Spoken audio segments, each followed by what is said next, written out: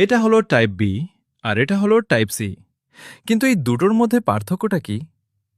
Type B হল USB এর একটি পুরনো ধরনের কানেক্টর, যা মূলত বড় আকারের ডিভাইসে ব্যবহারের জন্য তৈরি করা হয়েছিল।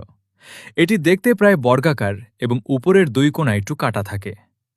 কেন তৈরি করা হয়েছিল?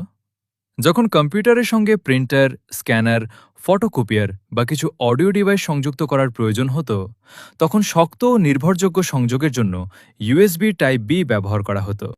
এবার জানা যাক ইউএসবি টাইপ সি কি। ইউএসবি টাইপ সি হল ইউএসবি এর সবচেয়ে আধুনিক ও উন্নত ধরনের কানেক্টর। এটি ছোট, পাতলা এবং দুই দিক দিয়েই লাগানো যায়। বর্তমানে অধিকাংশ নতুন অ্যান্ড্রয়েড ফোন, ট্যাবলেট, ল্যাপটপ এবং অনেক অন্যান্য ডিভাইসে টাইপ সি ব্যবহার করা হয়। কেন টাইপ সি তৈরি করা হয়েছে? আগের ইউএসবি টাইপে টাইপ বি এবং মাইক্রো ইউএসবি এর সীমাবদ্ধতা দূর করার জন্য টাইপ সি তৈরি করা হয়েছে। এর মাধ্যমে একই পোর্ট দিয়ে চার্জ করা যায়, দ্রুত ডেটা আদান-প্রদান করা যায়, ভিডিও ও অডিও পাঠানো যায়। অনেক ক্ষেত্রে এটি ল্যাপটপও চার্জ করা যায়।